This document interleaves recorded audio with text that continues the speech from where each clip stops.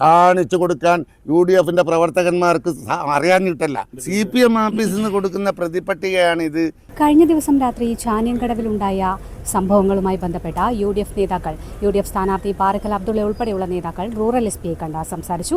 കഴിഞ്ഞ ദിവസം രാത്രി ചാനിയങ്കടവിലെ UDF പ്രവർത്തകന്റെ വീട്ടിൽ പോലീസ് റെയ്ഡിനെത്തിയിരുന്നു. CPM പ്രവർത്തകനെ ആക്രമിച്ച കേസിലെ പ്രതിയെ തേടിയാണ് പോലീസ് എത്തിയത്.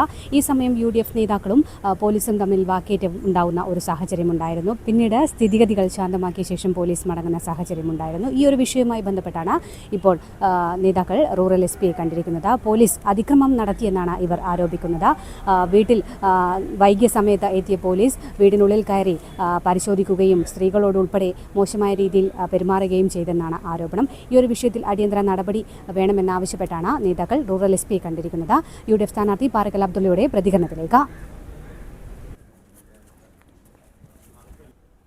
എനിക്ക് ആദ്യമായിട്ട് നിങ്ങളോട് പറയാനുള്ളത്, ഇത് വടകര വാർത്ത എന്ന് പറഞ്ഞല്ല, നിങ്ങൾ കുറ്റ്യാടി എന്ന് പറഞ്ഞു കൊടുക്കണം.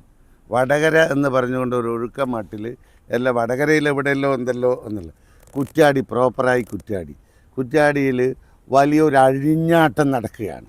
അത് CPM പോലീസും ഒത്തുചേർന്ന് കൊണ്ടുള്ള വലിയൊരു കലാപത്തിനുള്ള ശ്രമം നടത്തുന്നു കുറ്റ്യാടിയിൽ. അതായപ്പോഴുള്ള സാഹചര്യം.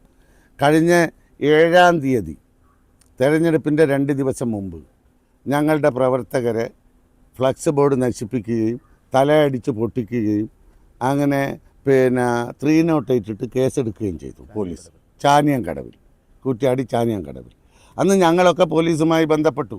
ഏകപക്ഷീയമായി CPM ആണ് ഇത് ചെയ്തത് എന്ന് പോലീസിന് ബോധ്യമായി. ഞങ്ങളുടെ ഫ്ലക്സ് ഒരുപാട് നശിപ്പിച്ചിട്ടുണ്ട്. അവിടുന്ന് പരാതി കൊടുത്തു എന്നല്ലാതെ അതിൻ്റെ പേരിൽ സംഘർഷം ഉണ്ടായില്ല.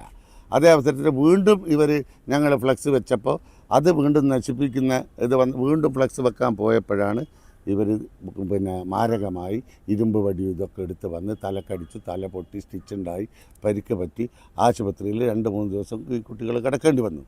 അന്ന് ഞങ്ങൾ പോലീസുമായി സംസാരിച്ചപ്പോൾ പോലീസ് പറഞ്ഞു കൃത്യമായി നടപടിയെടുക്കും. ഞങ്ങൾ പറഞ്ഞു ഇത് പോലീസ് സ്റ്റേഷനിൽ നിന്ന് ഇത് ജാമ്യം കിട്ടുന്ന ഒരവസ്ഥ ഇല്ല. 307 ഉണ്ട്, ഒപ്പം റോബറി ഉണ്ട്, ഒക്കെ ഉണ്ട്. അതുകൊണ്ടൊരു കാരണവശാലും ജാമ്യം കിട്ടില്ല. പക്ഷേ സംഭവിച്ചെന്താ, പിറ്റേ ദിവസം വൈകുന്നേരം സ്റ്റേഷനിൽ ഇവരെ പ്രതികളെ വിളിച്ചു വരുത്തി സ്റ്റേഷൻ ബെയിൽ കൊടുത്ത് വിട്ടു. സ്വാഭാവികമായും അതിൻ്റെ ഒരു പ്രതികരണം എന്നുള്ള നിലയിലാണ് ഇലക്ഷൻ കഴിഞ്ഞപ്പോൾ എന്തോ ഒരു ചെറിയ കച്ചപിച്ച അവിടെ നടന്നു. കാര്യമായൊരു കുഴപ്പമൊന്നും അവിടെ ഉണ്ടായിട്ടില്ല. പക്ഷേ അതിന് പിന്നീട് കാണുന്ന സംഭവം എന്ത് എന്ന് ചോദിച്ചാൽ, ഒരു ക്രിമിനൽ സംഘം വന്ന് യൂസഫ് അവിടെ പയ്യോളിയിൽ ജ്വല്ലറി വ്യാപാരം നടത്തുന്ന യൂസഫിനെ ഇവർ മാരകമായി അടിച്ച് കൈയും കാലും വെട്ടിപ്പരിക്കേൽപ്പിച്ചു. ഫ്രാക്ചർ ഉണ്ടായി. കൈക്ക് ഫ്രാക്ചറുണ്ട്, കാലിന് ഫ്രാക്ചറുണ്ട്. മെഡിക്കൽ കോളേജിൽ ചികിത്സ തേടി. പിന്നീട് മൈത്ര ഹോസ്പിറ്റലായിരുന്നു പിന്നെ 3-4 ദിവസമായിട്ടുള്ളത്. അവൻ്റെ പോക്കറ്റിൽ നിന്ന് യൂസഫ് ജ്വല്ലറി ബിസിനസ് 43 ഗ്രാം സ്വർണം, അത് കൊടുക്കേണ്ട ഇവന് ഒരു ഓർഡറാണ്. അതൊക്കെ പോലീസിനോട് പറഞ്ഞിട്ട് ഇന്ന വീട്ടിൽ ഇന്ന ആൾക്ക് കൊടുക്കേണ്ടതാണ് ഈ സ്വർണം. 43 ഗ്രാം സ്വർണവും ഒപ്പം ഒരു ഐഫോണും ഈ ഇവൻ്റെ പോക്കറ്റിൽ നിന്ന് നേരിട്ടെടുക്കുന്ന യൂസഫ് കാണുകയാണ്. യൂസഫ് പറയുന്നുണ്ട് പ്രതിയോട്, യൂസഫിനെ അറിയുന്ന ആളാണ്, പേര് വിളിച്ച് പറയുന്നുണ്ട്, യൂസഫ് ഇതാ എൻ്റെ സ്വർണവും എൻ്റെ ഫോണും നിങ്ങൾ ഇതാ നിങ്ങളാണ് എൻ്റെ പോക്കറ്റിൽ നിന്ന് എടുത്തത്, അത് വെറുതെ നിങ്ങൾ കൊണ്ടുപോകരുത്, എനിക്ക് തിരിച്ചു തരണം, ഞാനത് കാണുന്നുണ്ട് നിങ്ങൾ കൊണ്ടുപോകരുതെന്ന് പലതവണ ഇവരോട് പറഞ്ഞിട്ടുണ്ട്. ഇതൊക്കെ പോലീസിനോട് പറഞ്ഞിട്ടുണ്ട്.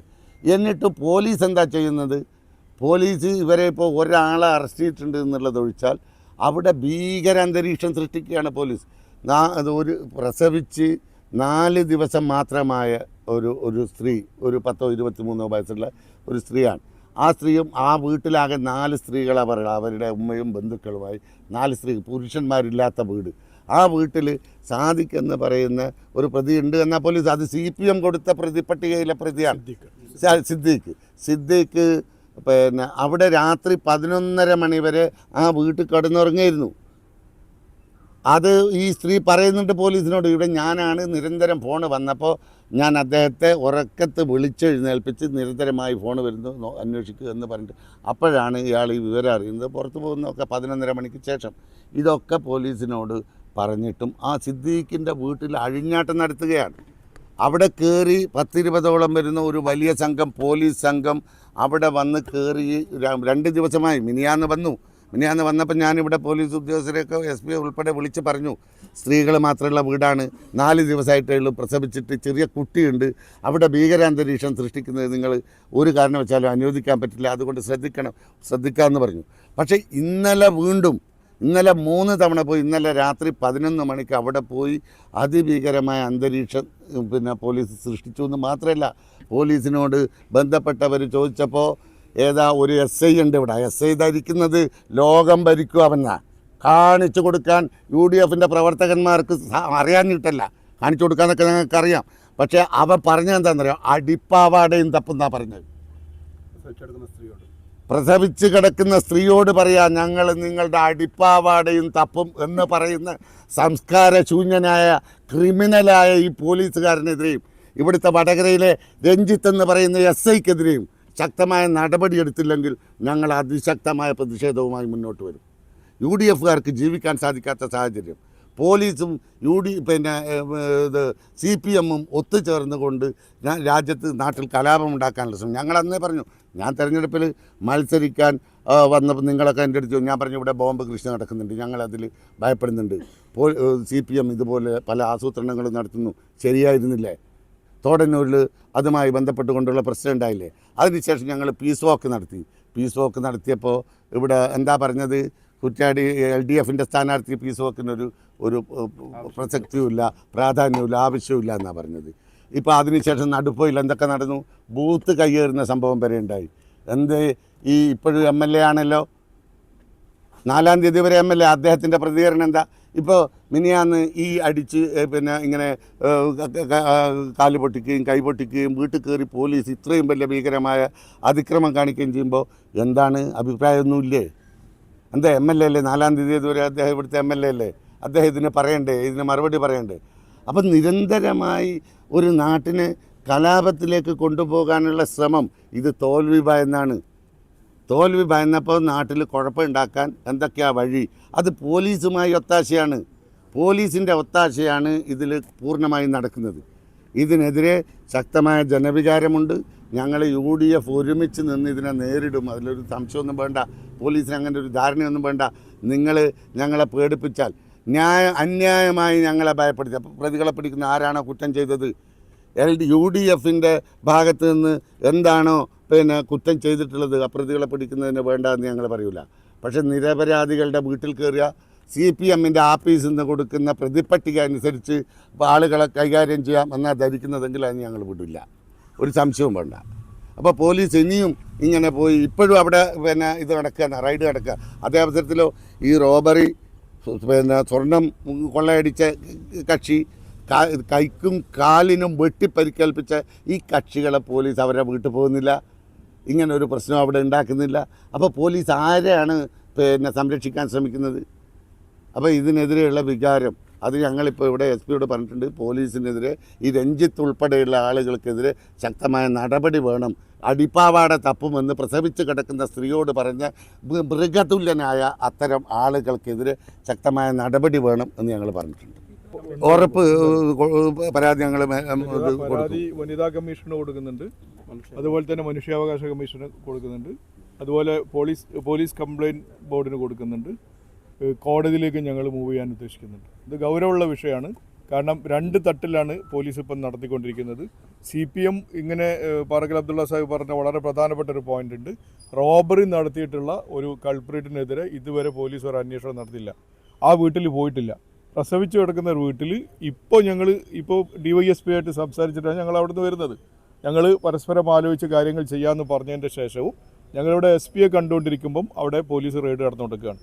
അപ്പോൾ ഈ രഞ്ജിത്ത് ആദ്യമായിട്ട് നടത്തുന്ന ഒരു സ്വഭാവ ദൂഷ്യമല്ല, സ്ഥിരമായിട്ടൊരു ക്രിമിനലാണ് അയാൾ.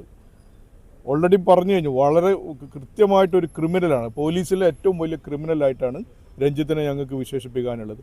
ആ രഞ്ജിത്ത് അടക്കം ഇന്നലെ ആരെല്ലാണ് ആ വീട്ടിൽ കയറിയിട്ട് താണ്ഡവമാടിയത്, അവരെ നിർബന്ധമായിട്ട് പോലീസ് സേനയിൽ നിന്ന് സസ്പെൻഡ് ചെയ്യണം എന്നുള്ളതാണ് ഞങ്ങളുടെ ഏറ്റവും പ്രധാനപ്പെട്ട ആവശ്യം.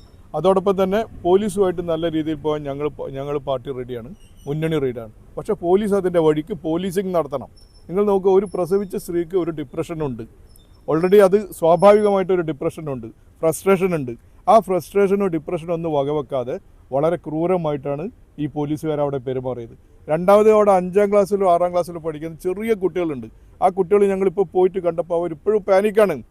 എന്തുകൊണ്ട് പോലീസ് ഈ രീതിയിൽ പെരുമാറുന്നു എന്നുള്ളത് കൃത്യമായി ഭരണ നേതൃത്വം നടത്തുന്ന ഒരു ക്രിമിനൽ വൽക്കരണത്തിൻ്റെ ഭാഗമായിട്ടാണ് ഇത് ചെയ്തത്. അതുകൊണ്ട് ഗൗരവമായിട്ട് ഈ വിഷയത്തെ കൈകാര്യം ചെയ്യാൻ അറിയില്ലെങ്കിൽ ഞങ്ങളൊന്നും പറയുന്നില്ല. പോലീസ് സ്റ്റേഷനിൽ ബോംബ് ഉണ്ടാക്കുന്നൊന്നും ഞങ്ങൾ പറയുന്നില്ല. ഞങ്ങൾ ഈ പറഞ്ഞ വഴികൾക്കപ്പുറം ഞങ്ങൾക്ക് നേരിടാൻ പല വഴികളുണ്ട്. അത് ഞങ്ങൾ ചെയ്തിരിക്കുമെന്നാണ് ഞങ്ങൾക്ക് സൂചിപ്പിക്കാനുള്ളത്. അത് മാത്രമല്ല, ഇപ്പോൾ 2ാം പ്രതിയായി ഇവർ കൊടുത്ത ആഷിക്ക് ചെന്നൈയിലാണുള്ളത്. CPM ഓഫീസിൽ നിന്ന് കൊടുക്കുന്ന പ്രതിപട്ടികയാണ് ഇത്. സിദ്ദീഖായാലും ശരി, ആഷിക്കായാലും ശരി, ഇവരൊന്നും പ്രതികളല്ല. ആഷിക്ക് അതിൻ്റെ മുമ്പേ ചെന്നൈയിലാണുള്ളത്, ഇപ്പോഴും ചെന്നൈയിലാണുള്ളത്. അതിൻ്റെ വീഡിയോ ക്ലിപ്പൊക്കെ ഇവിടെ ആഷിക്ക് ചെന്നൈയിലാണെന്നുള്ളത് പോലീസിന് തന്നെ കൊടുത്തിട്ടുണ്ട്. അപ്പോൾ ഇതെവിടുന്ന ഇത് CPM ഓഫീസിൽ നിന്ന് കൊടുക്കുന്ന പ്രതിപട്ടികയാണ്. അതാണ് ഇതിൻ്റെ പ്രശ്നം. എന്റെ ഇഷ്ടങ്ങൾ എന്റെ ഫാമിലിക്ക് അറിയാം. Family wedding centre.